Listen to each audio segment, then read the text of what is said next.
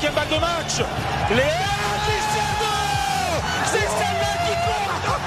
L'équipe de France est double championne olympique. Oh, le truc délirant.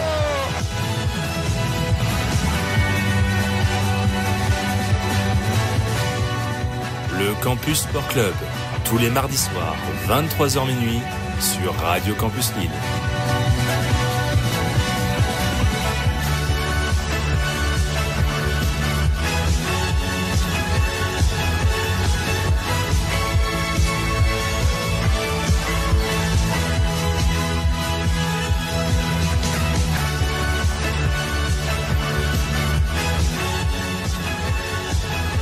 Chers auditeurs et chères auditrices qui nous écoutez sur Radio Campus Lille, fréquence 106,6 FM.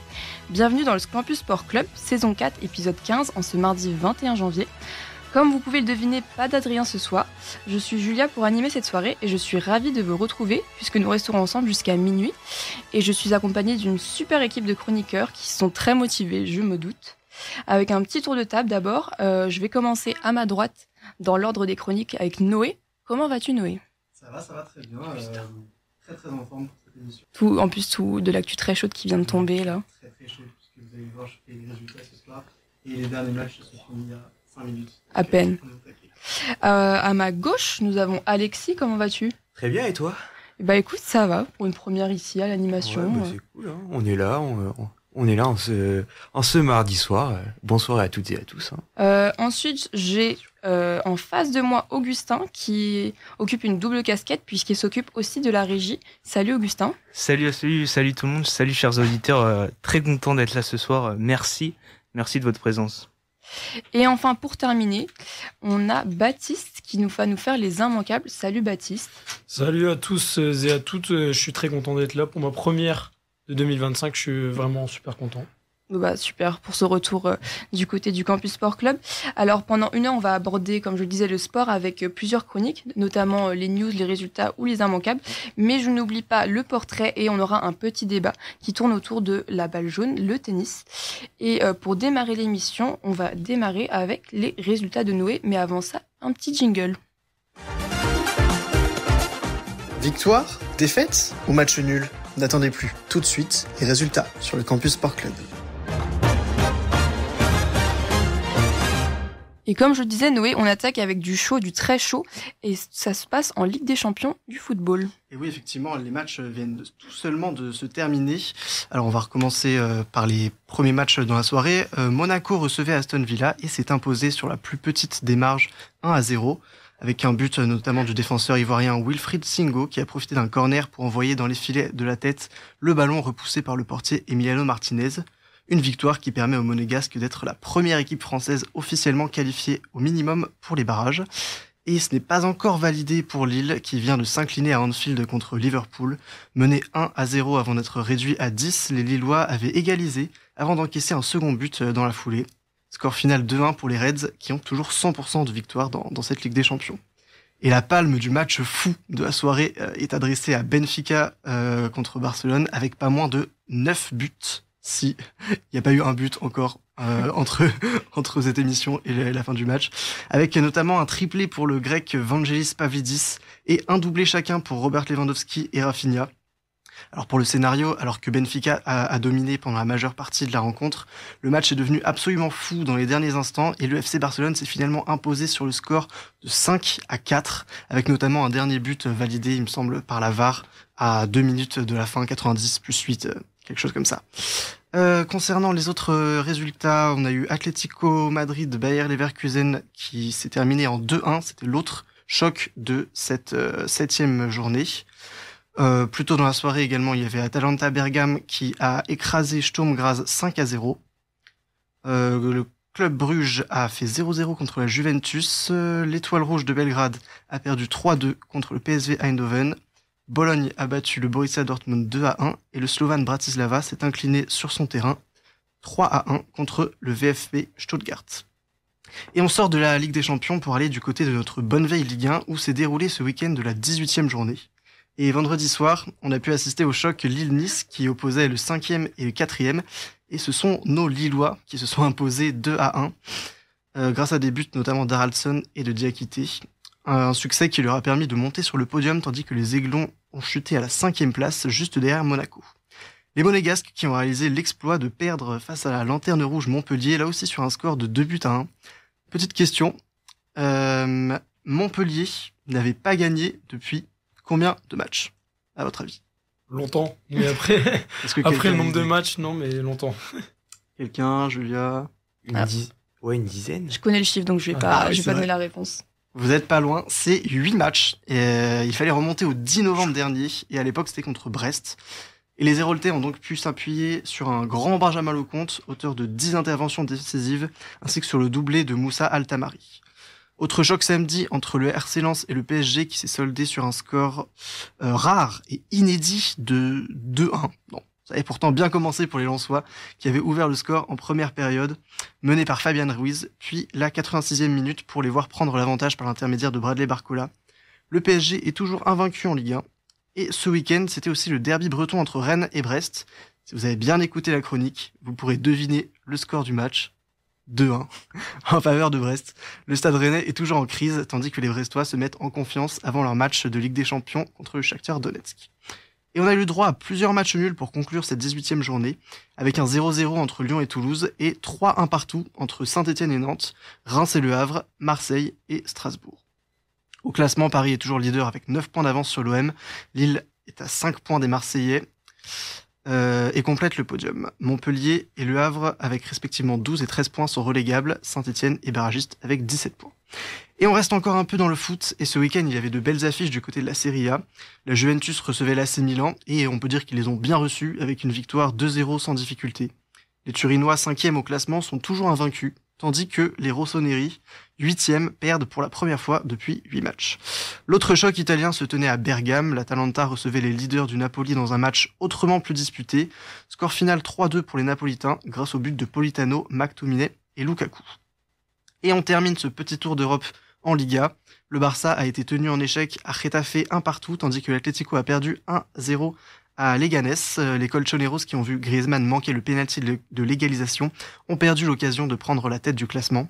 Une occasion que le Real Madrid a pleinement saisie en s'imposant 4-1 contre Las Palmas. Kylian Mbappé, auteur d'un doublé et impliqué sur les 2 autres buts, a une nouvelle fois signé un grand match. D'où ma question.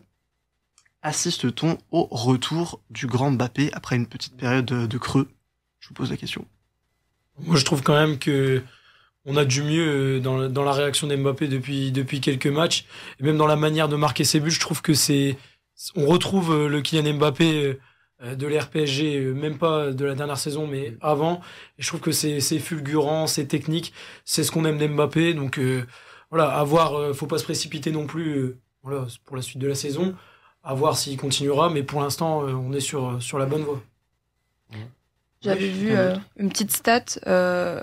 Kylian Mbappé, après 30 matchs au Real Madrid, c'est 18 buts.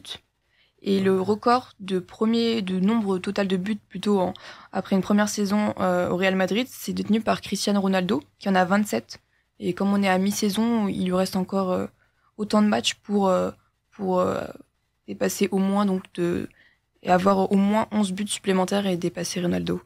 Donc il y aura la Coupe du Monde des clubs aussi, ce qui rajoute énormément c'est vrai. Rajoute pas mal de matchs. 11 matchs en plus. Ouais, donc s'il gagne la compétition. Non mais Mbappé, depuis qu'il a fait son interview dans Click, ouais, ça va mieux. Il s'est libéré, il y a un poids en moins sur ses épaules. C'est ça, comme tu le disais, il est à l'aise techniquement, il fait les bonnes courses, les bons appels, et puis devant le but, c'est clinique. C'est clinique, ouais. Son but contre le Barça, on a retrouvé le Kylian Mbappé de 2018, j'ai envie de te dire, de la Coupe du Monde en Russie. Mais même sur le penalty, il va vraiment le chercher. Ouais. Voilà, on retrouve le Mbappé, moi je trouve, comme tu l'as dit, de 2018. Voilà. C'est ça, et on le voit vachement plus en confiance aussi. Il a fait une passe là contre Las Palmas, je sais pas si vous l'avez vu, de l'extérieur du gauche pour lober les défenseurs et donner un caviar dans la surface de réparation. On voit qu'il a repris vachement confiance. Très bien, on continue on passe à la petite balle jaune au tennis. Et oui, exactement, avec l'Open d'Australie, dont les quarts de finale ont continué aujourd'hui. Du côté du simple dame, la numéro 1 mondiale et double tenante du titre, Aryna Zabalenka, a validé son billet pour les demi en battant la Russe Anastasia Pavlyuchenkova 6-2, 2-6, 6-3. Elle rejoint l'Espagnole Paola Badosa, tombeuse hier de l'États-Unienne Coco Gauff en 2-7, 7-5, 6-4. Pour ce qui est du simple messieurs, on le redoutait, c'est arrivé. Le dernier Français a quitté la compétition. Gaël Monfils a conclu son excellent parcours australien dans la douleur. En proie à une blessure à la cuisse face à Ben Shelton, le Français a été contraint d'abandonner alors que le 4e set commençait tout juste. Il aura livré une bataille féroce en remportant un set et en concédant les 2 autres au tie-break. Score final 7-6, 7-6, 6-7, 7-6, 1-0. C'est dur à dire. Et on a eu droit ce matin à un remake de la finale des JO de l'été dernier avec un Djokovic-Alcaraz, mais cette fois-ci en quart de finale. Et comme l'été dernier, c'est le Serbe qui l'a emporté. Au cours d'un match globalement maîtrisé, Djokovic n'a concédé que le premier set avant d'enchaîner les 3 suivants. Score final 4-6, 6-4, 6-3, 6-4. Il rejoindra Alexander Zverev, vainqueur lui de son duel contre l'États-Unien Tommy Paul. Et c'est la deuxième question, c'est l'occasion de vous demander qui vous voyez aller au bout dans chaque tableau. Du coup, du côté des dames, il y a un parfum, je vous donne mon petit prono tout de suite. Il y a un parfum de finale Sabalenka-Swiatek qui flotte dans l'air. Je sais pas quel est votre avis. Je suis d'accord. Hein. Bon, après, en étant un petit peu chauvin, quand même. Bon, il y a plus de françaises, mais Svitolina, c'est l'épouse de mon fils. Ouais, j'aimerais bien qu'elle aille en finale quand même. Elle représenterait un petit peu la France. Non, mais ouais, Swiatek, Sabalenka, c'est le plus plausible chez les femmes. Ouais, je pense aussi à la même chose, Sabalenka, Swiatek. Et oui, Case contre Svitolina, donc tu disais, il me semble que c'est ce soir, je crois. C'est dans la nuit, ouais. En fait, il y a ouais. la moitié des quarts de finale qui sont joués chez les hommes et chez les femmes. Donc pour l'instant, il y a une demi-finale de chaque tableau, donc Sabalenka, Badosa. Chez les femmes, chez les hommes, comme tu l'as dit, Noé, on a Novak Djokovic, Alexander Zverev. Et donc il reste comme match chez les hommes, Yannick Sinner qui affrontera Alex de Minaur, Ben Shelton contre Lorenzo Sonego.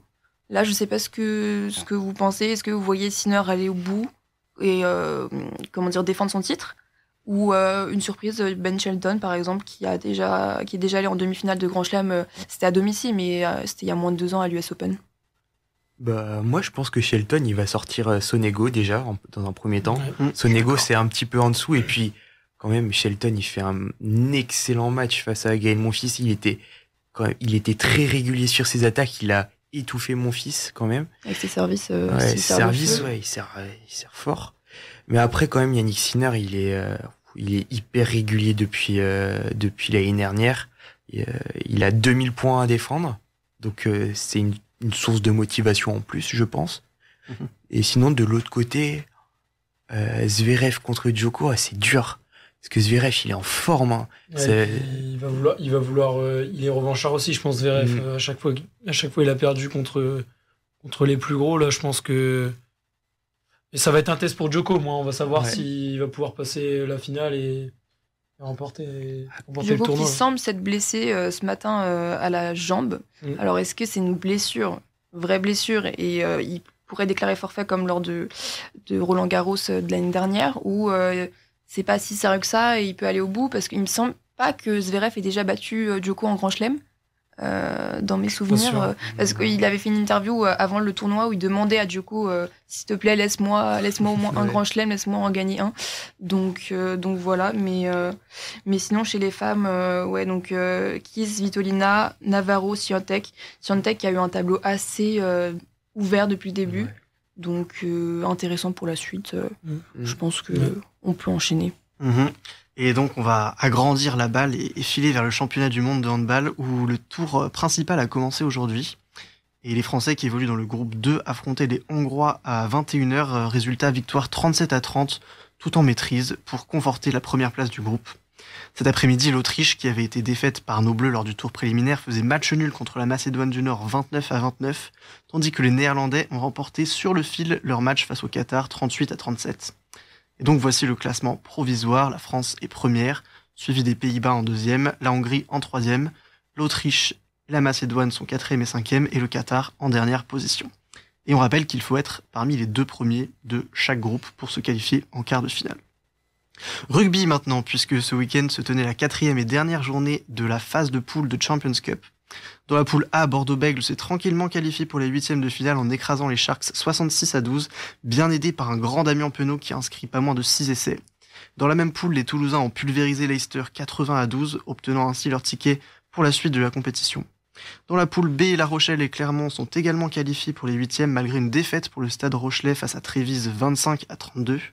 Les Auvergnats, eux, ont dû trimer jusque dans les derniers instants de leur match contre Bristol. À 2 minutes de la fin, le score était toujours de 26-26 avant que Thomas Sett ne libère son équipe avec un essai salvateur transformé dans la foulée par Benjamin Urdapieta pour porter le score final à 33-26.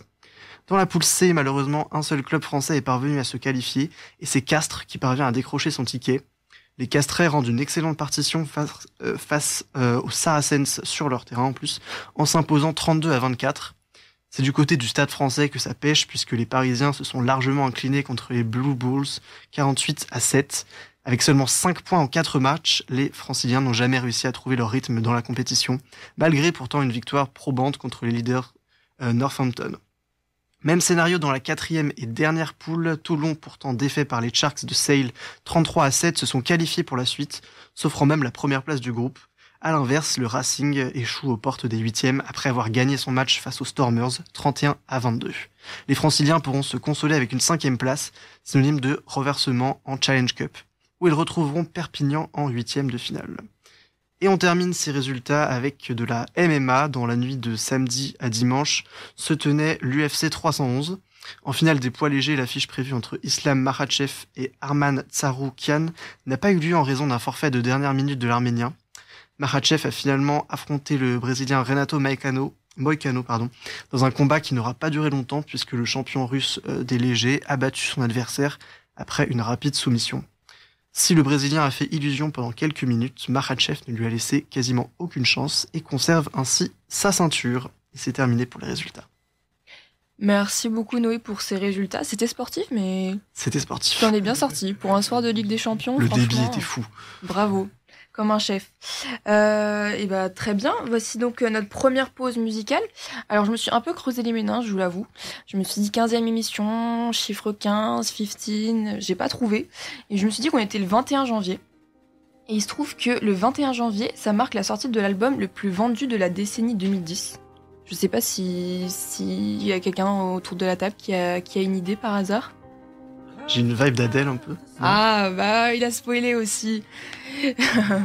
Mais t'avais raison, oui, c'est vrai que l'album 21 est sorti en 2011 et c'est l'album donc qui a le plus marché durant la décennie. Donc tout de suite, la chanson Turning Tables d'Adèle. C'était Turning Tables d'Adèle, issu de l'album 21 en ce mardi 21 janvier. Vous êtes bien sur Radio Campus Lille pour le Campus Sport Club, fréquence 106,6 FM. Il est 23h22, passé de 10 secondes. Et on enchaîne tout de suite avec les news d'Alexis, mais d'abord un petit jingle. Vous n'avez pas suivi les actualités sportives de la semaine ? Ce n'est pas grave, on est là pour ça. C'est l'heure des news sur le Campus Sport Club.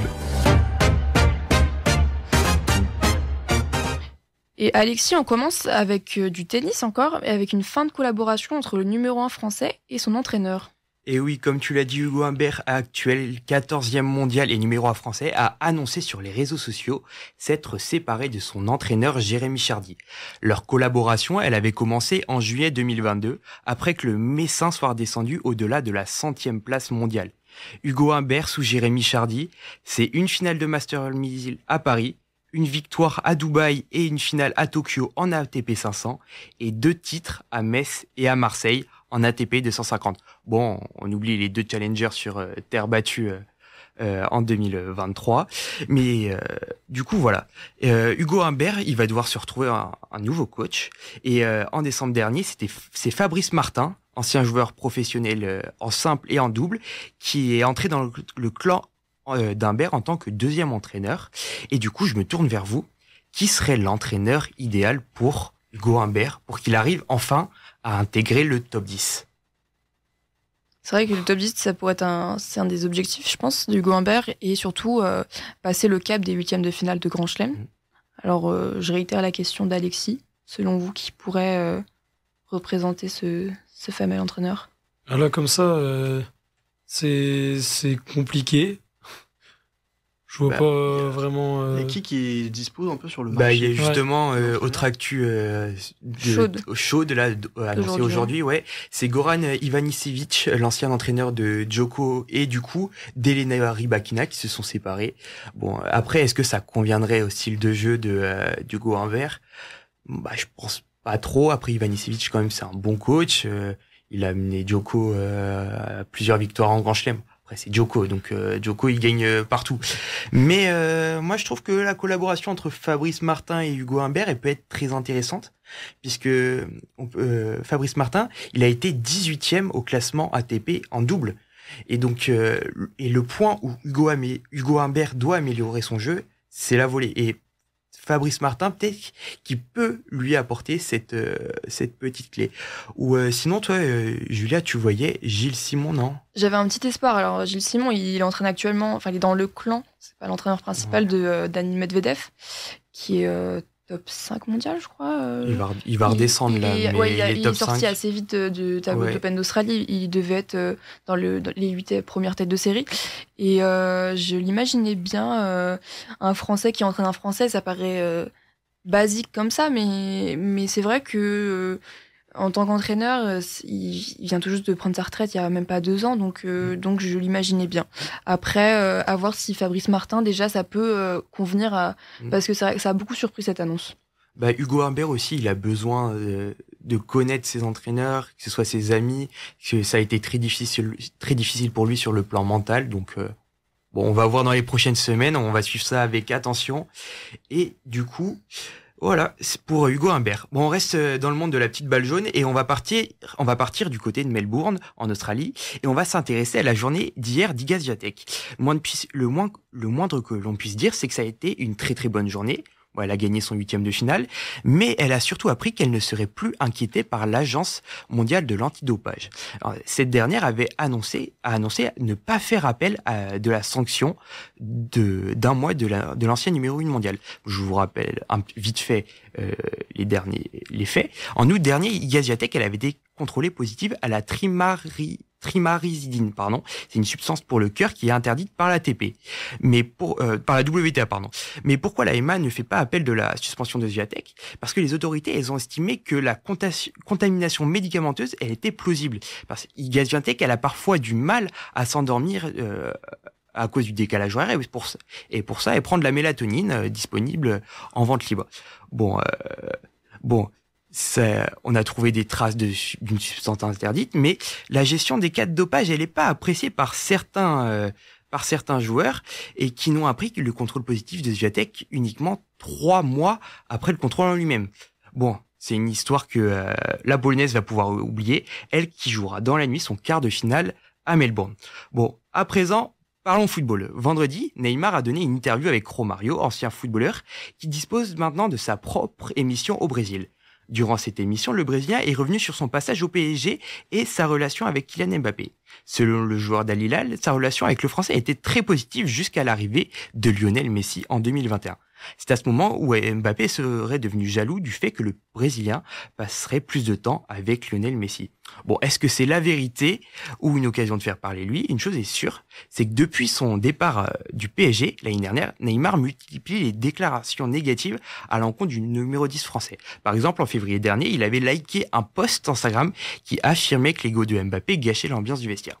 Bon, on n'a pas fini d'entendre parler de Neymar puisque il est annoncé très proche d'un retour à Santos dans son club formateur. Bon, un petit tour mercato et c'est officiel pour les Lensois. Ils ont un nouveau gardien. Après le départ de Brice Samba à Rennes, il était urgent pour les 100 et or de trouver un nouveau portier. L'Australien Matthew Ryan débarque donc de la Roma pour 800 000 € et est en train d'apporter son expérience dans le vestiaire de Will Steele. Autre officialisation, depuis vendredi, l'ailier Fischer Kvaratskhelia a signé au PSG en provenance de Naples pour 70 millions €. L'ancien joueur du Napoli sera en concurrence avec Bradley Barcola sur le flanc gauche de l'attaque parisienne et devrait jouer ses premières minutes samedi face à Reims. Et pour finir sur le mercato, parlons de l'incroyable oubli parisien. Pour ceux qui n'ont pas suivi le dossier, chaque club ne peut pas avoir plus de 6 joueurs en prêt en même temps. Situation dans laquelle le club parisien se trouve actuellement. Le PSG était au courant de ces règles et essayait de trouver une solution pour débloquer le prêt de Randal Kolo Muani à la Juventus de Turin.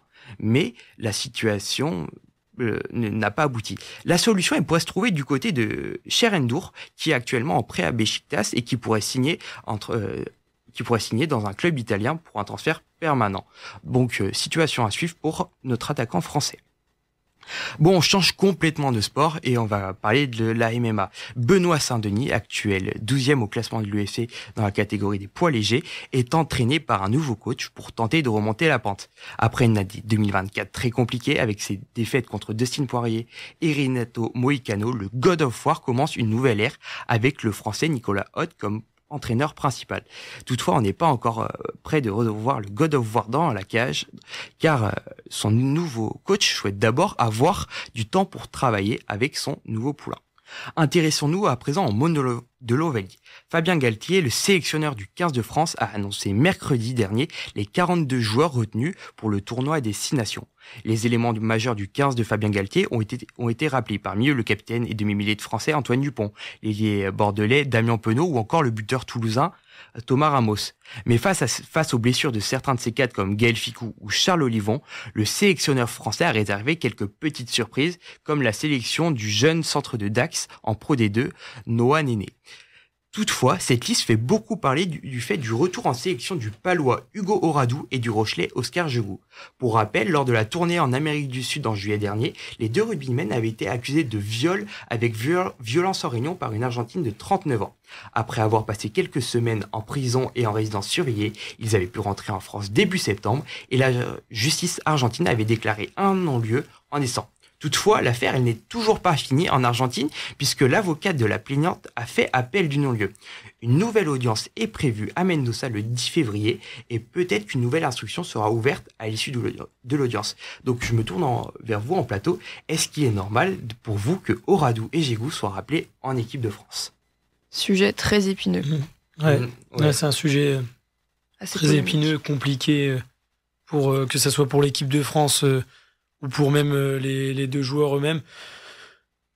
Je pense que faudra laisser faire la décision. J'ai pas vraiment d'avis tranché sur la question. Après, c'est sûr que ça a été la justice argentine a fait son travail.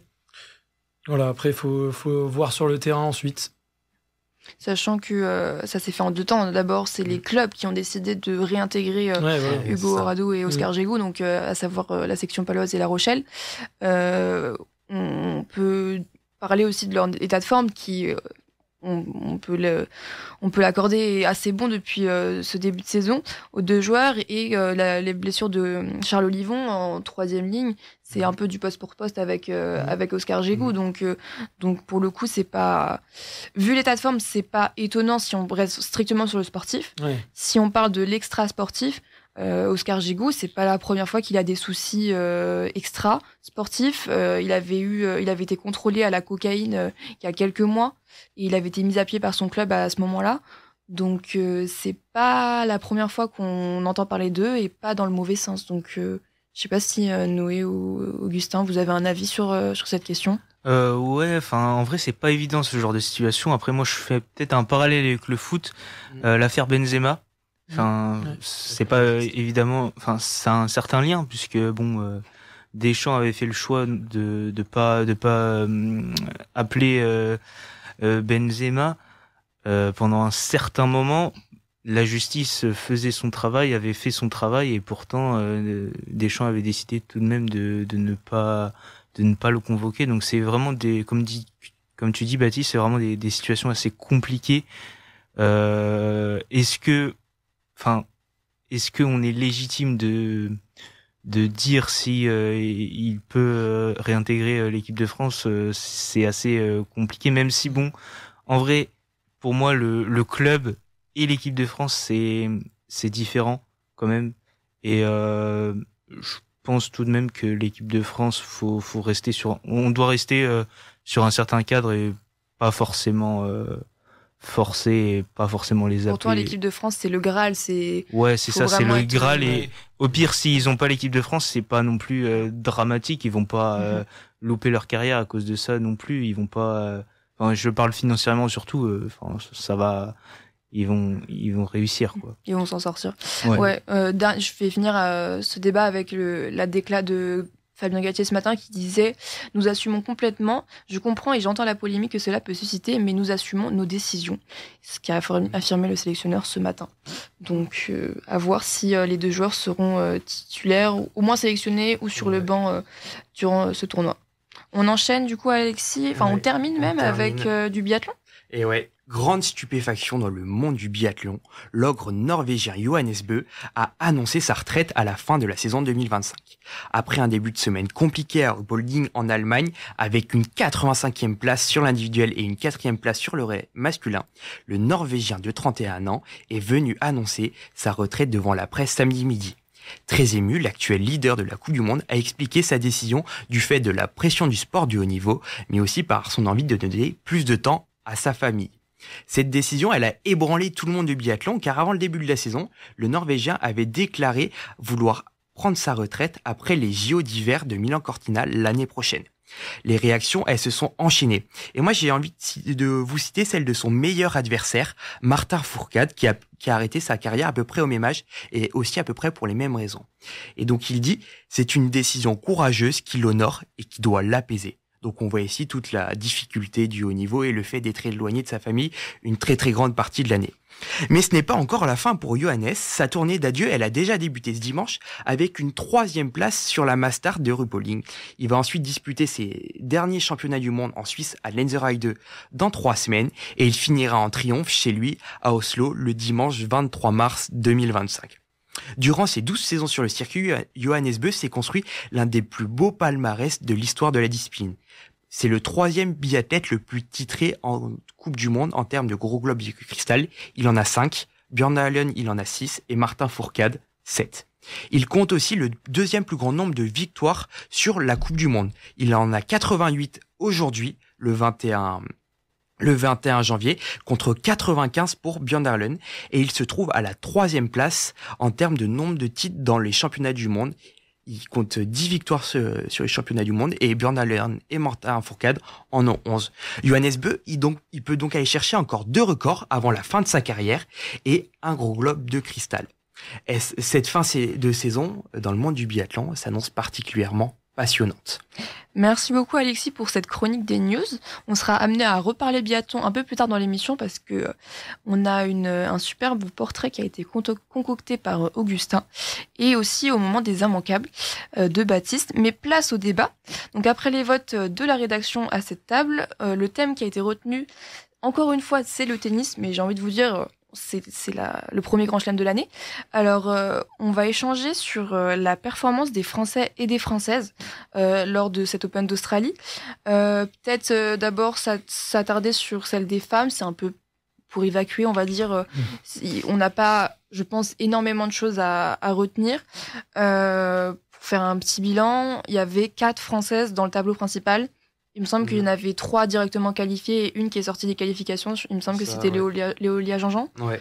Et mais le meilleur résultat, c'est Varvara Gracheva, 3e tour. Second tour, non? Second tour? C'est même second tour. Ouais, j'avais vu 3e. Ah. Elle s'est fait sortir par l'Allemand des valises, justement. Lucky Loser. Ouais. Qui a fait un très beau parcours jusqu'à 8e de finale, jusqu'à. Ouais, tout à fait, 2e tour. Donc, qu'est-ce qu'on peut retenir de cet Open d'Australie pour nos Françaises? Grand chose. Ouais. Malheureusement, l'histoire, elle se répète et on a beau le répéter et malheureusement c'est dommage, mais je trouve que ça n'avance pas côté française. Voilà, là c'est au premier tour, même Caroline Garcia. S'attendait quand même un peu plus.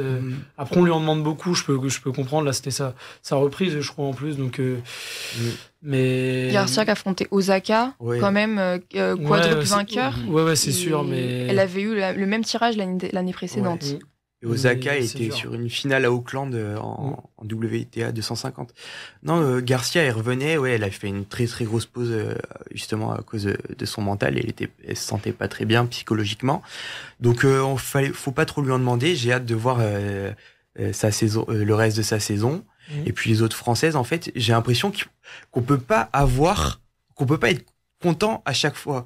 Si les hommes vont bien, les femmes vont mal. Ah, c'est vrai. Et là, c'est exactement l'inverse. En 2022, les hommes, ils ont pas fait grand-chose. Et on a Caroline Garcia qui gagne le Masters, qui gagne Cincinnati, qui fait demi-finale à l'US Open. Donc, ouais, chez les femmes, c'est un peu dommage. Hein. Et est-ce qu'on ne serait pas un peu dans un trou générationnel? Parce que quand même, se dire que Caroline Garcia, c'est la meilleure française au classement, alors qu'elle a eu 3 mois d'arrêt. Je me tourne... Noé, si tu as un avis là sur la question, on a des jeunes comme Diane Paris et Chloé Paquet, mais qui sont sortis, qui ont pris la porte dès le premier tour, quoi. C'est ça, après, comme tu viens de le dire, elles sont jeunes, donc on peut peut-être leur laisser un peu le temps d'engranger un peu d'expérience et tout. Mais c'est vrai que Caroline Garcia, qui est une des mieux classées, alors qu'elle sort de 3 mois de pause, vous avez dit, c'est ça? Ouais, elle a arrêté en septembre. Septembre, juste après l'US Open. J'ai l'impression qu'elle enchaîne un peu les périodes de burn-out de tennis, la pauvre. Oui, c'est vrai que c'est pas très rassurant, d'autant plus que du côté masculin, en termes de nouvelle génération, on a quand même des nouvelles têtes qui amènent plus de confiance pour l'avenir. On peut penser à Arthur Fils, Petit Péricard, Cazot et tout. Donc ouais, c'est vrai qu'il y a un peu un petit trou du côté des nouvelles générations. Ouais, et c'est très bien trouvé là. Pour vous, est-ce que vous êtes plus confiant du coup chez les hommes, chez les Français? Pour vous, il y a comment dire, des belles années devant nous? Je pense, ouais. Enfin, vu les performances de Petit Péricard, même si là il est tombé face à mon fils à l'Open d'Australie. Je pense que ça peut... Ils peuvent réussir à s'imposer au fil du temps, contrairement aux Françaises. Je pense que ouais, ça peut... Dans les prochaines années, après, il ne faudra pas leur en demander trop. Je pense notamment sur Roland-Garros, parce que c'est ce qu'on attend toujours le plus. Mais ouais, moi j'en attends quand même un peu sur Fils et Petit Péricard quand même. Et est-ce que le plus gros regret qu'on peut pas avoir, c'était le tirage, le fait que nos 4 meilleurs Français s'affrontent? C'est dur, ça. Un Petit Péricard qui tombe face à mon fils et Arthur Fils qui abandonne contre Hugo Humbert. C'était dur, ça, le premier tour Mpetshi face à mon fils. Mpetshi qui avait fait une superbe fin de saison 2024 et mon fils qui est revenu dans ses ouf à Auckland. Perdait 6-1, 5-2 et au premier tour face à l'Espagnol Martinez, c'est ça, Martinez, ouais. Et il finit par gagner au 3e set 6-3 et puis après il gagne le tournoi. Franchement, c'était à 38 ans. Ouais, à 38 ans, c'est ouf.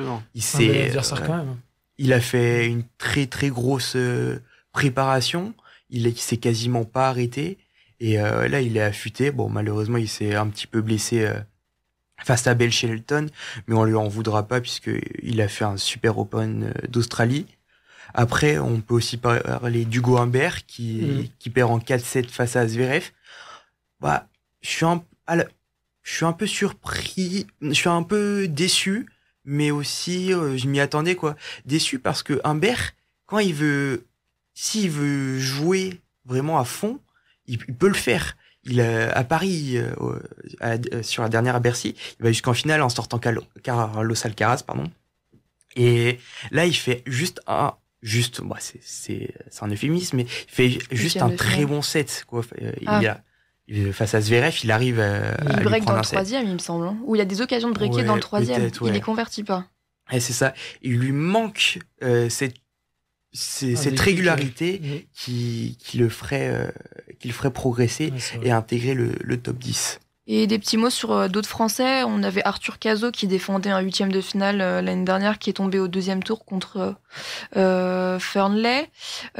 Corentin Moutet qui a fait un 3e tour, qui est tombé contre la pépite Lerner Tien, l'américain.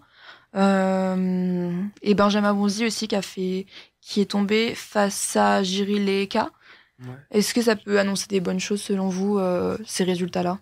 Sachant qu'on avait aussi Alex Müller qui avait remporté un tournoi la semaine dernière, mais qui il me semble, il avait remporté ce tournoi alors qu'il est sorti des qualifications, ce qui n'était pas arrivé sur le circuit. Il n'était pas sorti des qualifications, mais il avait gagné tous ses tournois, tous ses matchs en ayant perdu le premier set. Ouais, c'est ça. Il avait renversé le match, pardon. Ouais. En perdant le premier set. Bah, Bonzi, ouais, c'est cool, puisque il revient bien. saison très compliquée l'année dernière, mais il fait un super mois d'octobre où il gagne 2 ou 3 challengers. Il gagne Metz aussi, il a tapé 250 et là il fait 3e tour. Ouais, donc c'est intéressant. Non, mais c'est vrai que chez les Français, il y a plutôt chez les hommes, il y a plutôt de la masse et tout. Le seul point noir, pour moi, c'est en ce début de saison, c'est comme tu l'as dit, comme tu l'as précisé au départ, Arthur Cazot qui fait un début de saison qui est pas énorme. Après, il faut voir comment ça évolue par la suite. Mais ouais, sinon, le bilan côté français est plutôt satisfaisant, je trouve. Donc Arthur Cazot qui est sorti malheureusement du top 5 avec ce deuxième tour, mais sinon de très bonnes augures pour la suite. Et je pense qu'on en a fait le tour. Merci beaucoup messieurs. Voici donc le deuxième interlude musical du soir. J'ai fait un peu moins de recherche cette fois-ci, mais le 10 janvier dernier, il y a l'artiste rouennais Riles qui a sorti son nouvel album Survival Mode après près de 5 ans d'arrêt. Donc tout de suite, voici le titre Obvious en featuring avec le rappeur Tiff. C'était Obvious de Riles en partenariat avec Tiff, issu de l'album Survival Mode. Vous êtes toujours dans le Campus Sport Club sur Radio Campus Lille, fréquence 106,6 FM. Il est 23h47, quasiment 48. Place à présent au portrait concocté par Augustin, juste après un petit jingle de mise en bouche. Il est temps de découvrir la personnalité marquante de cette semaine. Le portrait, c'est maintenant dans le Campus Sport Club.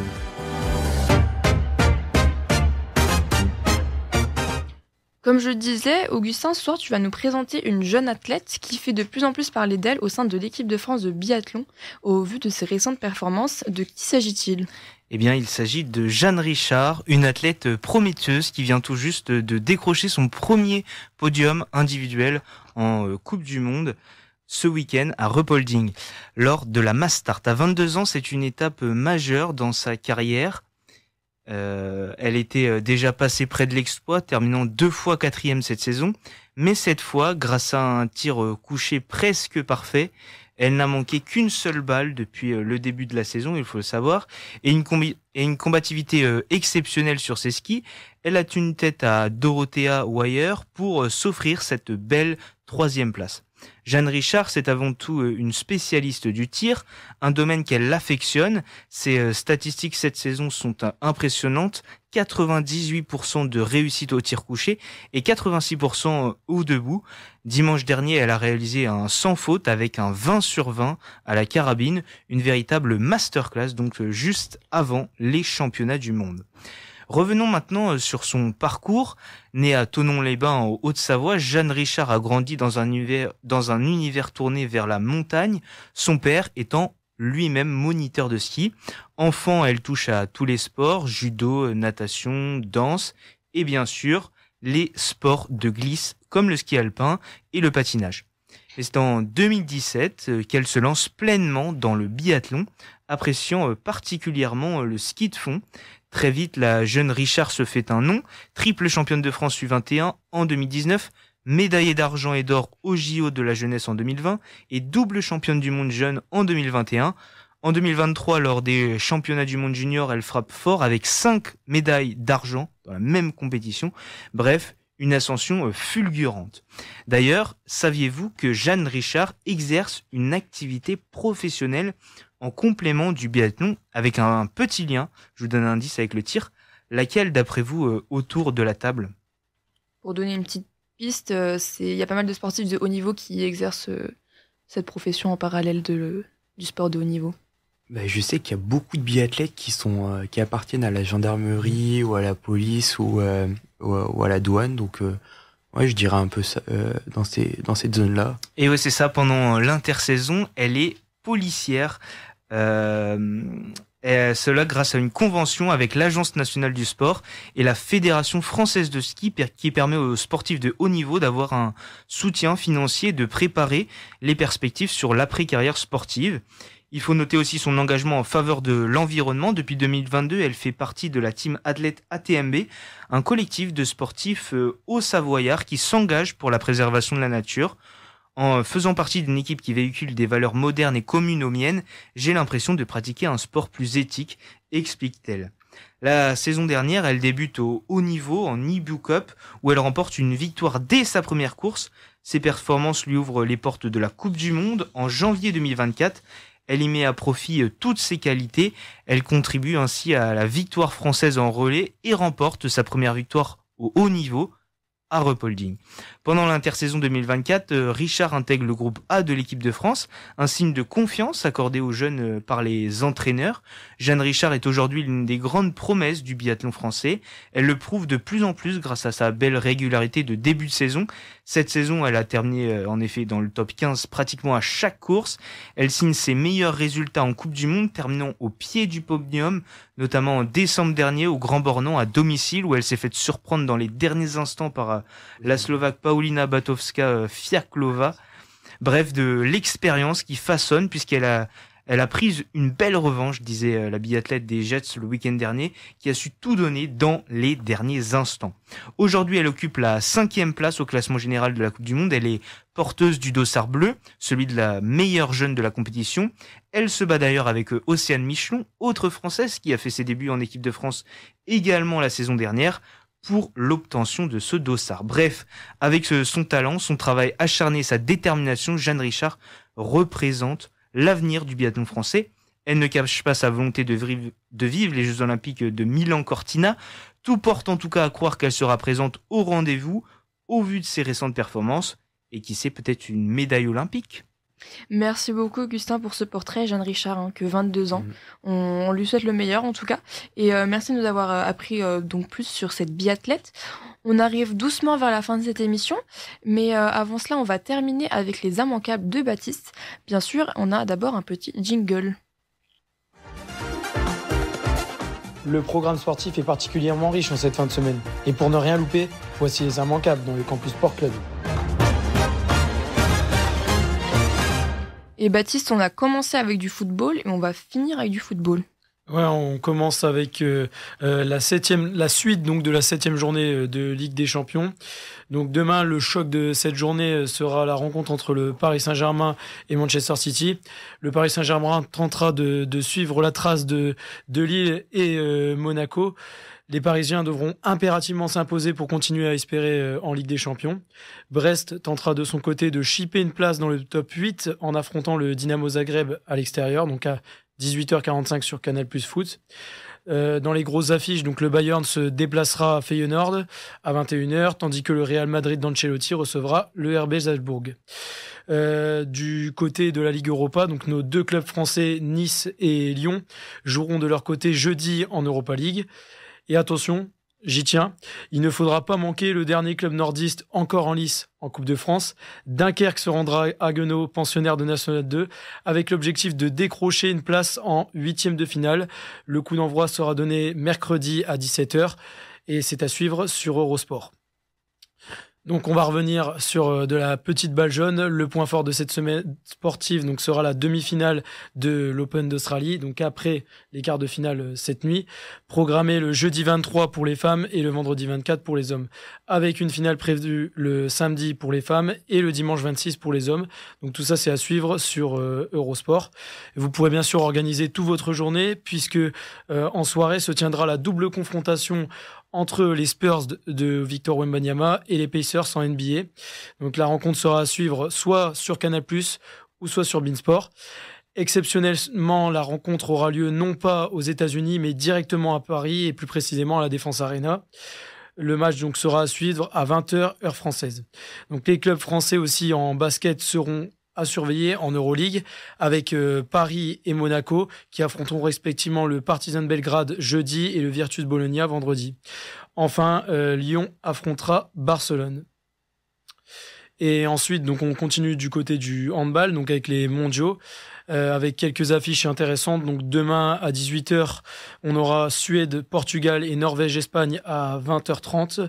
Jeudi, les Bleus donc affronteront les Pays-Bas à 18h, comme tu l'as dit Noé, pour conserver leur première place. Ensuite, on aura Italie-Allemagne à 18h aussi et Danemark-Suisse à 20h30. Et pour leur dernier match, donc les Bleus affronteront la Macédoine du Nord le samedi à 20h30. Donc les matchs seront diffusés pour la plupart sur beIN Sport. Et donc pour finir sur du ballon rond et de la Ligue 1, donc on aura la 19e journée de Ligue 1 qui promet des belles affiches ce week-end puisque Monaco recevra Rennes samedi à 17h.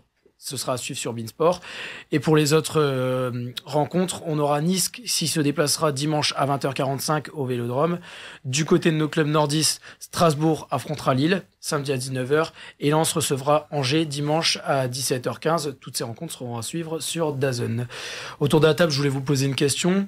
Quels sont vos pronos pour tous les clubs donc, que je viens de citer pour cette 19e journée ? Je vais commencer et je vais pas commencer par la rencontre qui m'intéresse le plus. Entre Rennes et c'était contre qui déjà ? Alors c'est Rennes et Monaco. Monaco va gagner je pense.